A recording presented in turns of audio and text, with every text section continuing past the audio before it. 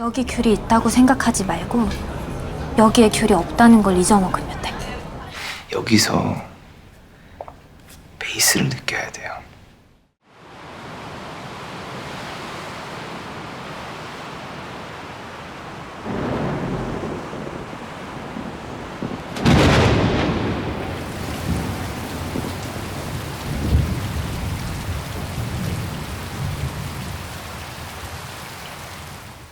우연한 만남.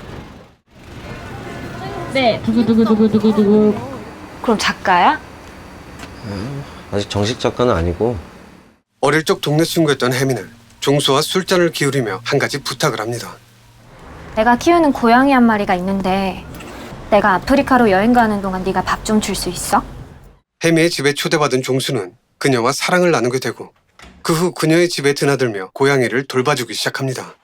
근데 정말 이상한 건 고양이가 있는지 없는지 애매한 상태였다는 겁니다. 배설물을 제외하고는 단 한 번도 모습을 드러내지 않았기 때문이죠. 그러던 어느 날 혜미한테 전화가 걸려오고 종수는 입국 시간에 맞춰 공항에 마중을 나가는데 그녀는 혼자가 아니었습니다. 벤이라고 합니다.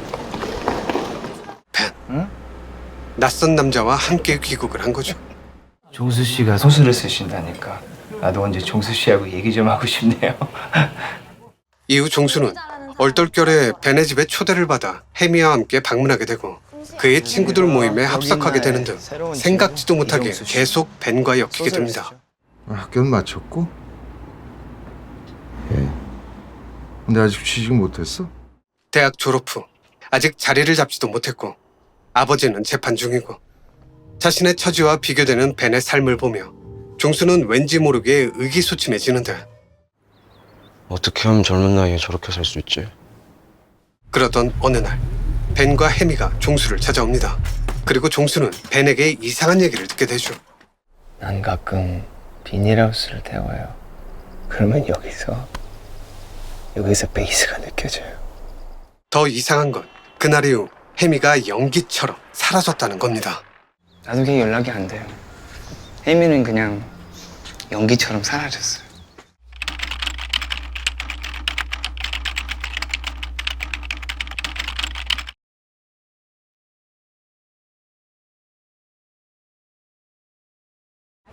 이종수, 네, 저희 이번 타임 이벤트는 종료되었고요. 나 모르겠어? 혜미는 어느 날 갑자기 나타났습니다. 종수의 인생에 느닷없이 나타나 많은 영향을 주고 호련히 사라졌죠. 그녀가 말했던 대로 아예 없었던 것처럼 사라졌습니다. 그냥 아예 없었던 것처럼 사라질 수 있었으면 좋겠다. 혜미는 종수를 만나자마자 그에게 작은 행운을 가져다 줬습니다. 경품에 응모할 수 있는 기회를 준 뒤 당첨이라는 결과까지 이끌어냈죠. 그 후 뒷골목에서 담배를 피며 대화를 나눴는데 별거 아닌 것 같은 이 대화엔 상당히 중요한 내용이 담겨 있습니다. 종수의 정체성. 그러니까 글 쓰는 사람이 자신의 정체성이라는 걸 종수 스스로가 되낼 수 있게 해주는 대화였으니까요. 아직 정식 작가는 아니고 진짜 작가가 되려고 하는 거지. 멋있네. 작가 이종수. 동시에 몸쓰는 알바를 하고 있는 종수에게 동질감을 제공했고 이대로도 좋다는 식의 위로를 제공하기도 했습니다. 재밌어. 난 이런 일이 좋아, 몸 쓰는 일. 그 후 혜미는 술집에서 리틀 헝거와 그레이트 헝거에 대해 말을 꺼낸 뒤 둘 중 어떤 쪽을 선택해야 하는지 은연중에 삶의 방향성까지 제시했습니다. 멋있지? 그레이트 헝거. 마임을 하며 귤을 까먹기도 했는데 이때 했던 혜미의 대사는 영화 전체를 관통하고 있습니다. 여기 귤이 있다고 생각하지 말고 여기에 귤이 없다는 걸 잊어먹으면 돼. 여기에 귤이 있다고 생각하지 말고 귤이 없다는 걸 잊어먹으면 돼. 여기에 고양이가 있다고 생각하지 말고 고양이가 없다는 걸 잊어먹으면 돼. 여기에 불에 탄 비닐하우스가 있다고 생각하지 말고 불에 탄 비닐하우스가 없다는 걸 잊어먹으면 돼. 여기에 우물이 있다고 생각하지 말고 우물이 없다는 걸 잊어먹으면 돼. 여기에 시네미가 있다고 생각하지 말고 시네미가 없다는 걸 잊어먹으면 돼. 중요한 건 진짜 먹고 싶다고 생각하는 거야. 중요한 건 진짜 먹고 싶다고 생각하는 거야. 중요한 건 고양이를 챙겨야 한다고 생각하는 거야. 중요한 건 타버린 비닐하우스를 발견하지 못했다고 생각하는 거야. 중요한 건 우물에 빠진 혜미를 구해준 적이 있다고 생각하는 거야. 중요한 건 혜미와 함께라고 생각하는 거야. 이렇게 확대해 나가면 혜미가 했던 말들의 의미를 어렴풋 짐작할 수 있습니다. 여기서 중요한 건 이러한 개념을 잡아준 뒤 종수에게 한 가지 부탁을 했다는 거죠. 고양이를 돌봐달라고. 내 부탁 하나만 들어줄래? 내가 아프리카로 여행 가는 동안 네가 밥 좀 줄 수 있어?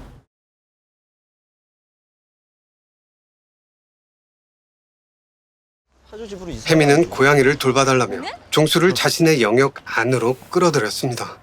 그리고 또 한 번의 행운을 마주하게 해주죠. 하루에 딱 한 번, 그것도 아주 잠깐만 허락되는 햇빛. 종수는 혜미와 붕가붕가를 하는 와중에 그 햇빛에 시선을 빼앗겼습니다. 혜미를 느끼며 그녀가 했던 말대로 하루에 딱 한 번 햇빛이 들어와. 근데 아주 잠깐 들어오기 때문에 진짜 운이 좋아야 볼 수 있어. 아주 운이 좋아야 볼 수 있는 그 찰나를 목격한 거죠. 혜미가 아프리카로 떠난 뒤 종수는 고양이를 챙겨주기 위해 혜미의 집을 방문했고 혜미의 사진을 바라보다 자위를 했습니다. 혜미와 붕가붕가를 나눌 때처럼 종수의 시선은 혜미에게서 남산타워로 향했고요. 이후 벌어진 또 한 번의 자위 역시 종수의 시선은 남산타워에 고정되어 있었습니다. 하지만 종수는 혜미의 방안을 비추는 햇빛을 두 번 다시 목격하지 못했습니다. 그저 그때의 햇빛을 찾으며 자위를 할 뿐이었죠. 이건 아주 중요한 걸 의미하고 있습니다. 영화 후반부로 갈수록 반복되는 일정한 패턴과도 이어져 있으니까요. 중요한 건 햄인데 비닐하우스에 집착하고, 중요한 건 햄인데 고양이에 집착하고, 중요한 건 햄인데 우물에 집착하고. 근처에 우물이 있었어요? 이러한 패턴의 시작점은 분명 남산타워였습니다. 중요한 건 햄인데 혜미가 아닌 남산타워에 집중하는 행위. 그래서 영화의 엔딩이 남산타워와 이어져 있는 겁니다. 참고로 이 영화엔 두 가지의 엔딩이 존재합니다.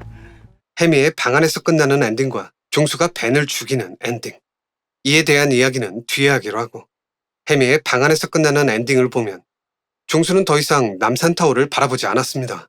대신 사라진 혜미를 현실로 불러내 자신에게 중요한 게 뭔지를 깨닫게 되죠. 그 후 이어지는 카메라 무빙은 메타포라고 볼 수 있습니다. 종수의 변화를 상징하는 메타포. 남산타워를 바라보던 기존의 뷰와는 정반대라는 걸 확연히 확인할 수 있습니다. 이 집은 북향이라서 늘 춥고 어두운데 하루에 딱 한 번 햇빛이 들어와. 남산 전망대 유리창에 햇빛이 반사돼서 여기까지 들어와. 근데 아주 잠깐 들어오기 때문에 진짜 운이 좋아야 볼 수 있어.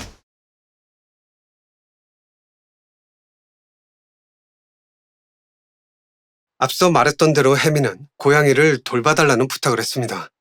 근데 그녀의 집 어디에서도 고양이를 찾을 수 없었죠. 그러자 종수는 혜미가 마임할 때 했던 말들을 떠올리며 여기 귤이 있다고 생각하지 말고 여기에 귤이 없다는 걸 잊어먹으면 돼. 야, 혹시 보일이도 상상 속에만 존재하는 거 아니야? 라는 말을 했는데 이때 혜미는 답을 주지 않았습니다. 대답 대신 말을 돌리며 종수를 유혹했죠. 너 기억나? 옛날에 나 못생겼다고 한 거. 이제 진실을 얘기해봐. 혜미가 여행을 떠난 후 종수는 약속을 지키기 위해 보이지도 않는 고양이를 챙겼고, 혜미가 사라진 뒤 벤의 집에서 고양이와 마주치게 됩니다. 얼마 전에 주인 없는 고양이 한 마리 데리고 왔어요. 하도 이쁘게 생겨서. 그리곤 그 고양이를 보일이라고 의심하게 되죠. 그렇게 된 결정적인 이유는 벤의 집에서 혜미의 시계를 발견했기 때문입니다. 벤이 2달에 한 번씩 태운다는 비닐하우스가 혹시 혜미를 말하는 게 아닐까 의심했기 때문이고요. 깨끗하게 태웠어요. 태운다고 했잖아. 더군다나 그 의심은 고양이의 이름과도 이어져 있었습니다. 보일아, 새끼 때 지하 보일러실에 버려져서 울고 있는 걸 내가 데려왔거든. 보일이. 보일러실은 아니었지만 종수는 혜미와 똑같이 지하에서 고양이를 발견했고, 이름을 부르자 고양이가 다가왔습니다. 보일아, 보일아. 여기서 중요한 건 이 모든 게 그저 의심에 불과하다는 거겠죠. 종수는 보이리를 단 한 번도 본 적이 없었기에 보이리가 어떻게 생겼는지 전혀 모르는 상태였으니까요. 그리고 이 의심의 씨앗은 영화를 보는 우리에게도 똑같이 심어집니다. 그 결과 우리는 종수와 비슷한 시기에 싹을 틔우며 종수와 같은 마음으로 벤을 의심하기 시작했습니다.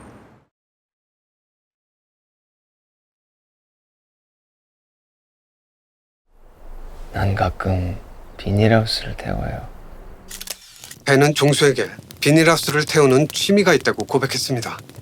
버려진 비닐하우스를 태운다는 말로 시작해 이제 그 시기가 다가왔다는 내용으로 이어졌죠. 난 비닐하우스를 태우는 취미가 있어요. 들판에 버려진 낡은 비닐하우스 하나를 골라서 태우는 거예요. 2달에 한 번쯤. 그 정도 페이스가 좋은 것 같아요, 나한테는. 그게 아프리카 가기 직전이니까. 한 2달 됐네.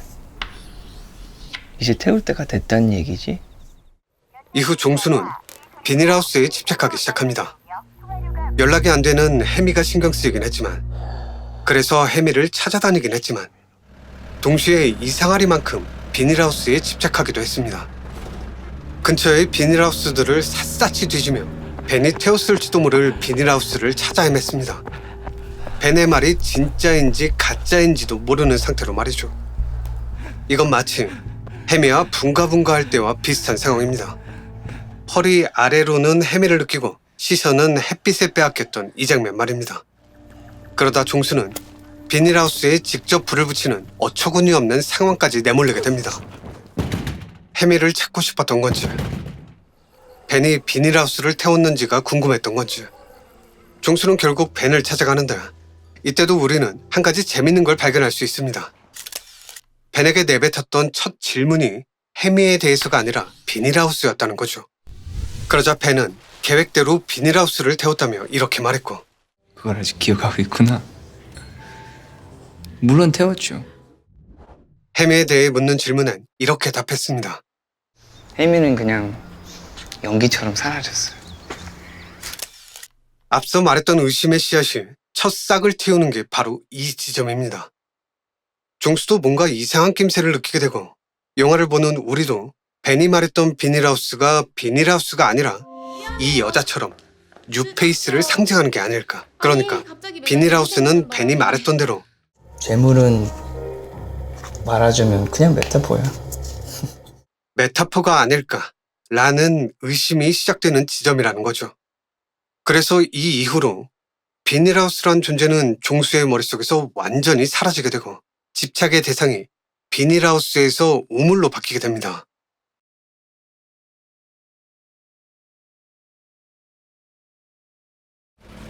의심을 키우는 결정적인 역할을 한 게 비닐하우스였다면 우물은 그 의심의 실체에 대해 다루고 있습니다. 비닐하우스처럼 우물 또한 실체가 없는 건 매한가지였습니다. 그저 혜미가 했던 말. 흔적도 없어졌어. 그리고 우물도 없어졌더라. 이 말로 인해 그런 일이 있었나 이 정도로 생각하고 넘어갈 일이었죠. 그래서 종수도 그냥 흘려듣고 마는데 벤을 만나고 난 이후 우물은 생각보다 깊어지게 됩니다. 종수 씨 그거 알아요? 혜미가 종수 씨 특별하게 생각한 거. 괜히 질투가 나더라니까요. 혜미가 했던 말과 벤이 내뱉었던 말이 뒤섞여 혼란의 소용돌이를 만들어냈으니까요. 종수는 혜미의 가족들이 운영하는 분식집을 찾아가 우물에 대해 말을 꺼냈지만 우물의 실체에 대해 확답을 받지 못했습니다. 아니, 확답을 받지 못한 정도가 아니라 우물 같은 건 없었다는 대답을 듣게 되죠. 그런 일 없었어. 그런 일 있었으면 왜 우리가 몰라. 혜미가 그런 말해. 걔 이야기 잘 지어내. 감쪽같이. 우리 집 옆에 우물도 없었어. 그러자 종수는 마을로 돌아가 이장한테 같은 질문을 던지는데 이번에도 원하는 답은 들을 수 없었습니다. 저 여쭤볼 게 있는데요. 혹시 이쪽에 옛날에 우물이 있었나요? 사람이 빠질 만한 깊은 우물이요. 글쎄, 그런 우물은 없었던 것 같은데? 뭐 하나 명확하게 밝혀지지 않은 혼란스러운 상황 속에서 종수는 계속 벤을 미행했고 그러던 어느 날 혜미의 말이 거짓이 아니었다는 걸 확인하게 됩니다. 근처에 우물이 있었어요? 우물? 있었지. 엄마의 답을 듣는 순간 우물은 비닐하우스처럼 종수의 머릿속에서 마침표를 찍게 되는데 이 과정들을 다시 한번 돌아보면 상당히 당혹스럽습니다. 혜미의 가족들은 우물이 없다고 말했고 이장님은 잘 모르겠다고 말했습니다. 그런 우물은 없었던 반대로 것 같은데. 오랜만에 만난 엄마는 우물이 기억난다고 했고요. 그러니까 우물이 없다는 사람 하나, 잘 모르겠다는 사람 하나, 기억이 난다는 사람 하나. 우물의 존재에 대해 확신할 수 없는 상태였다는 거죠. 심지어 종수 엄마의 말은 전혀 신뢰할 수 없는 말이었습니다. 무려 16년 만에 나타나 무언에 압박을 가할 때 나온 말이었으니까요. 에휴, 돈 500만 원이 뭐라고. 한마디로 주인공인 종수나 영화를 보는 우리나 우물의 실체를 확인할 길이 없습니다. 그렇게 믿기로 했다는 게 중요한 거죠. 종수와 혜미. 둘의 관계가 더 특별해지기 위해선 혜미를 구해줬던 우물이 반드시 있어야만 했습니다. 종수가 위대한 개츠비를 이길 수 있는 건 딱 하나. 오래된 인연의 끈. 그것뿐이었습니다. 한국에는 개츠비들이 너무 많아. 더 재밌는 건 이후에 벌어지는 상황입니다. 자신이 미행당하는 걸 알고 있었음에도 전혀 티내지 않았던 벤이 기다렸다는 듯 움직이기 시작했으니까요. 여기 웬일이에요? 나 만나러?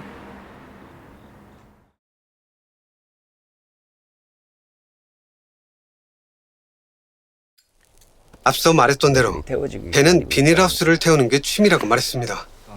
그리고 종수는 그 비닐하우스가 새로운 여자를 상징하는 메타포가 아닐까 의심하기 시작했고요. 하지만 벤이 태운 건 비닐하우스도 여자도 아니었습니다. 벤이 말했던 대로 사실은 오늘 사전 답사를 온 거예요. 잘 살펴봐야겠네요. 그러세요. 아주 가까운 데 있는 거. 물론 태웠죠. 깨끗하게 태웠어요. 아주 가까운 데서. 벤은 분명 비닐하우스를 태웠습니다. 그 비닐하우스가 상징하는 게 종수였을 뿐이죠. 종수는 벤과 헤어질 때 불에 타듯 아주 빨간 조명에 휩싸였고 꿈에선 유년 시절로 돌아가 비닐하우스를 태웠습니다. 그 후 불탄 비닐하우스를 찾아 헤매다 뭐이라도 흘린 듯 벤의 라이터를 이용해 비닐하우스에 불을 붙여보기도 했고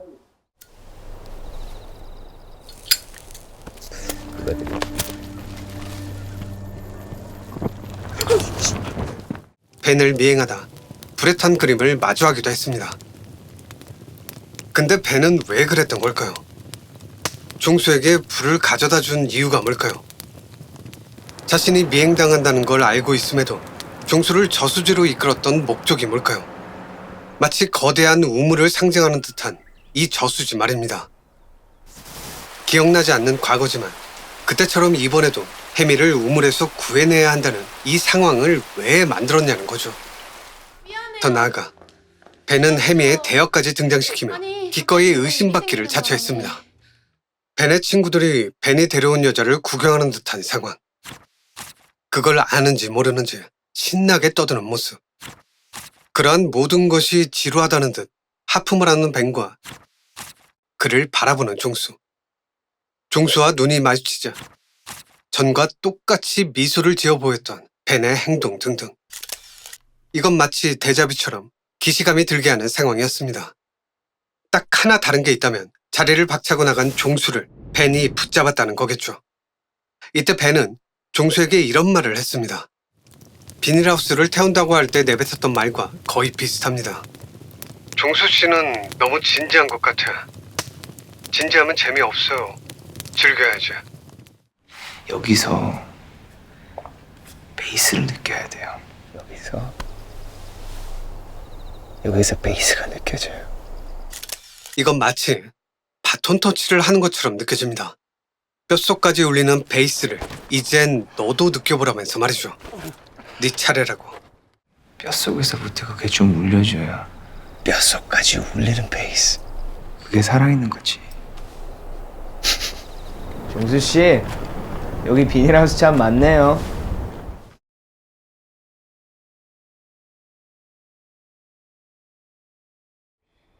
종수의 정체성은 글을 쓰는 사람이었습니다.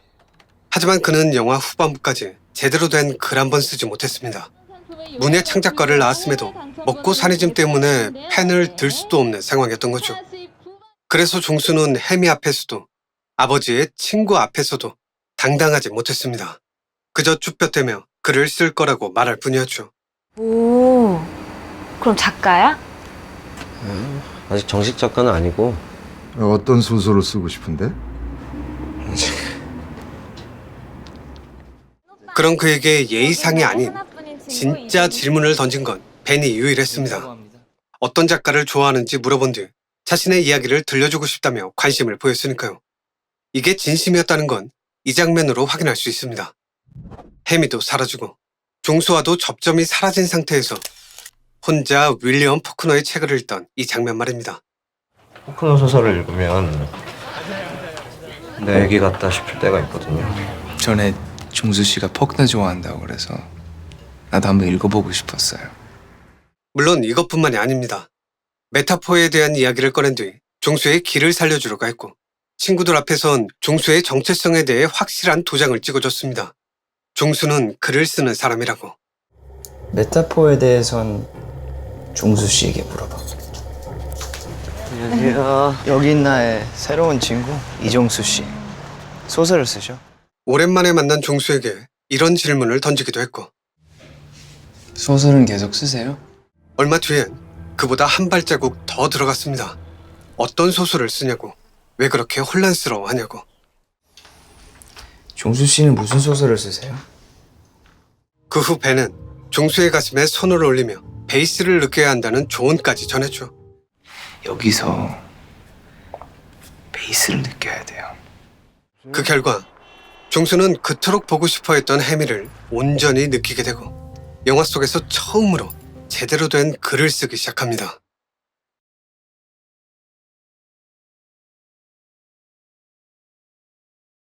혜미는 리틀 헝거와 그레이트 헝거에 대해 정확히 3번 말을 꺼냈고 3번의 춤을 췄습니다.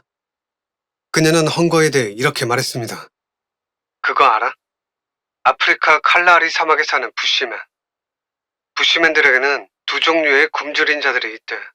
굶주린 자, 영어로 헝거. 리틀 헝거는 그냥 배가 고픈 사람이고 그레이트 헝거는 삶의 의미에 굶주린 사람이라. 우리가 왜 사는지, 인생에 어떤 의미가 있는지 그런 거를 늘 알려고 하는 사람. 그런 사람이 진짜 배가 고픈 사람이라고 그레이트 헝거라고 부른다. 멋있지? 그레이트 헝거. 아프리카로 여행을 떠났던 혜미는 끝없는 모래 지평선의 노을을 보며 알 수 없는 감정에 휩싸였습니다. 그리고 그 감정을 온전히 춤에 담아 사람들에게 나누려고 했죠. 먹고 살기 위해서 거리에서 춤을 추던 혜미가 아프리카에서 돌아온 뒤에는 먹고 사는 것과는 전혀 상관없는 춤을 추기 시작한 겁니다. 이건 리틀 헝거가 그레이트 헝거로 변했다는 걸 의미합니다. 혜미는 그렇게 종수와 벤 앞에서 자신이 봤던 노을, 그 상황을 그대로 재현해주며 그레이트 헝거가 됩니다. 이 리틀 헝거가 점점 그레이트 헝거가 되어가는 거예요. 그리고 그녀가 울면서 말했던 방식 그대로 사라지게 되죠. 그냥 아예 없었던 것처럼 사라질 수 있었으면 좋겠다. 마치 처음부터 존재하지 않았던 것처럼 사라지게 할 수 있어요. 노는 것과 일하는 게 구분이 안 될 정도로 무료한 일상을 보내고 있던 벤은 눈물을 흘리는 혜미를 보며 이런 말을 내뱉었습니다. 나는 사람이 눈물을 흘리는 게 신기해. 왜냐면 나는 눈물을 흘리고 울어본 적이 없거든. 아주 어렸을 땐 그랬을 텐데. 내 기억 속에서는 난 눈물을 흘려본 적이 없어요. 그래도 슬픈 감정을 느끼기는 하시잖아요. 그럴지도 모르지만 눈물이란 증거가 없으니 그게 슬픈 감정인지도 모르죠. 풍요 속의 빈 곳. 위대한 개츠비였던 벤은 모든 걸 가졌기에 모든 것으로부터의 결핍을 느끼고 있었습니다. 자기가 뭔가를 만들어내지 않으면 재미를 느낄 수도 없었고 심장이 뛰는 일을 경험할 수도 없었죠. 그래서 그는 음식을 만들어 먹는 일에 의미를 부여했습니다. 난 술하고 간단한 배가 고픈 사람인 리틀 헝거처럼 말이죠. 인간이 신에게 재물을 그러다 벤은 종수를 특별하게 생각하는 혜미, 혜미를 사랑한다고 고백하는 종수. 둘 사이에서 묘한 질투심을 느끼게 됩니다.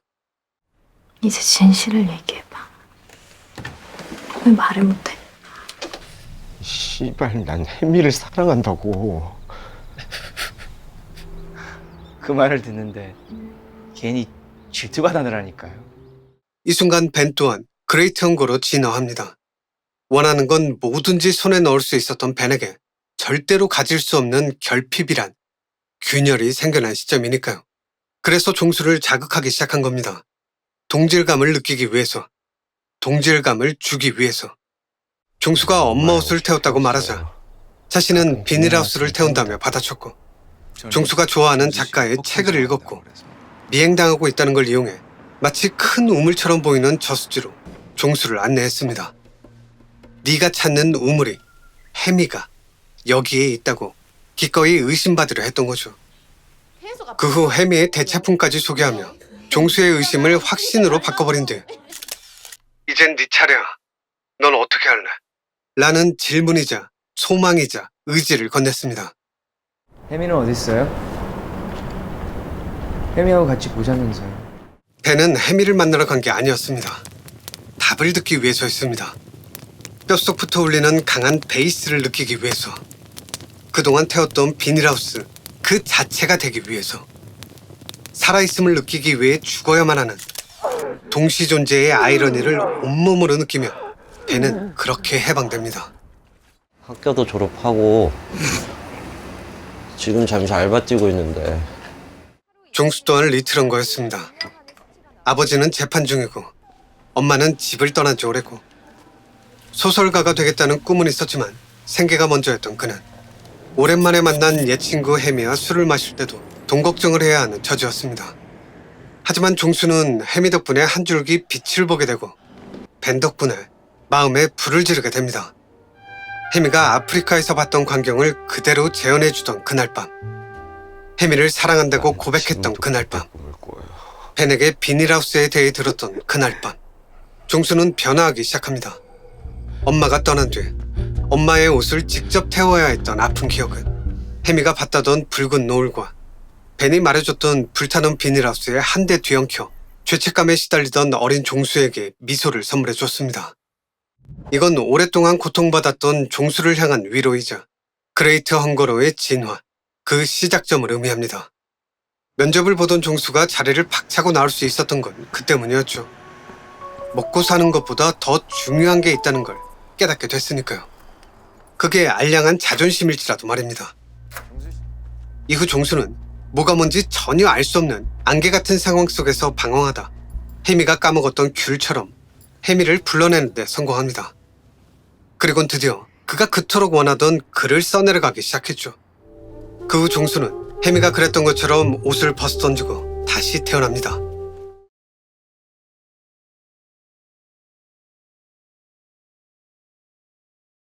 영화의 엔딩은 종수가 벤을 죽이는 장면입니다. 근데 이게 과연 현실일까요? 혹시 글을 쓰는 이 장면 이후의 시퀀스들, 이것들은 종수의 상상일 수도 있지 않을까요? 그도 그럴 수밖에 없는 게 벤이 세우다 친구한테 화장을 해주던 이 장면은 영화를 통틀어 가장 이질적인 장면입니다. 전까지의 모든 장면들은 반드시 종수가 포함되어 있었습니다. 내가 데려다 줄까? 카메라 앵글에 종수가 보이지 않는다고 해도 종수는 분명 그 근처에 있었습니다.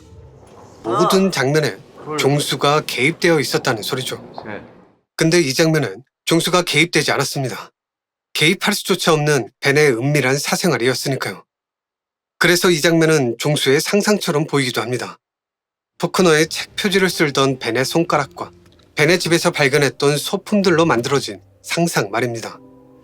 더군다나 벤이 혜미를 죽인 게 맞다면 아무런 대비 없이 종수를 만나러 가지 않았을 겁니다. 혜미랑 같이 보자던 종수의 말을 그대로 믿는다는 건 있을 수 없는 일이었으니까요. 무엇보다 벤을 죽이고 차에 불을 지른 뒤 옷을 벗어던지던 종수의 행동이 평소 그의 모습과는 거리감이 있었고, 그걸 떠나서라도 그냥 이 상황 자체가 너무 비현실적이었습니다. 하지만 그렇다고 해서 이 모든 게 종수가 쓴 책의 내용이라고 하기엔 그 근거가 너무 빈약합니다. 그럼 진짜 엔딩은 뭘까요? 전 이 두 장면 모두가 엔딩이라고 생각합니다. 벤은 대마초를 피우며 종수에게 이런 말을 한 적이 있습니다. 난 판단 같은 거 하지 않아요. 그냥 받아들이는 거죠. 그것들이 태워지길 기다리고 있다는 걸. 그건 비 같은 거예요. 비가 온다. 강이 넘치고 홍수가 나서 사람들이 떠내려간다. 비가 판단을 해? 거기에 옳고 그른 건 없어요. 자연의 도덕만 있지. 자연의 도덕이란 동시존재 같은 거예요.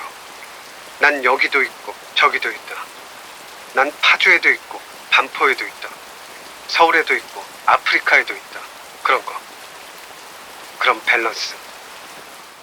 영화의 엔딩은 동시존재 그 자체라고 생각합니다. 노을 아래서 옷을 벗어 던지고 춤을 추던 해미. 마치 노을과 같은 불을 뒤로하고 해미처럼 옷을 벗어 던진 종수. 그리고 노을 아래서 글을 쓰던 종수.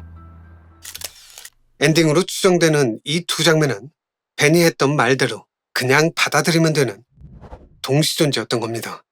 우리를 헷갈리게 만들었던 모든 장치들 또한 결국은 동시존재, 그 경험의 연속이었던 거고요. 벤은 비닐하우스를 태웠습니다. 동시에 비닐하우스는 종수를 각성시키려 했던 말이기도, 해미를 죽였다는 메타포이기도, 소멸을 꿈꾸는 벤의 소망이기도 했습니다. 해미가 키웠다던 고양이 또한 존재했습니다. 그리고 존재하지 않습니다. 이 고양이는 보이리가 맞습니다. 이 고양이는 보이리가 아닙니다. 우물은 있었습니다. 우물은 없었습니다.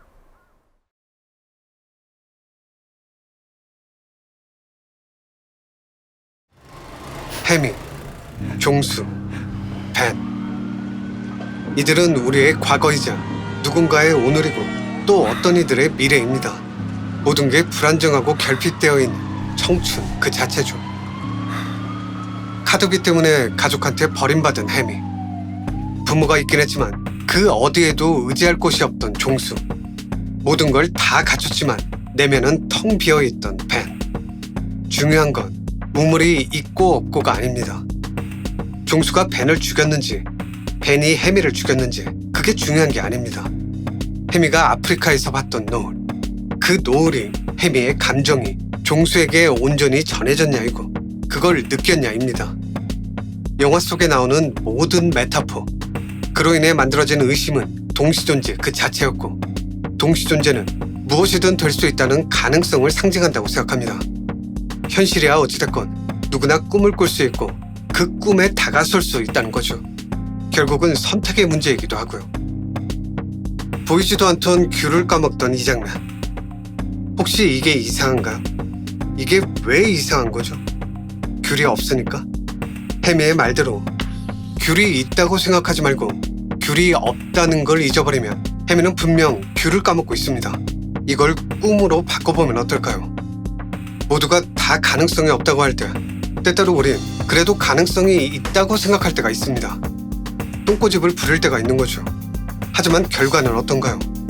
대부분은 가능성이 없다고 했던 그들의 말대로 흘러갑니다. 그래서 우리는 종수가 했던 실수를 반복하지 말아야 합니다. 해미가 했던 말대로 해야 하는 거죠.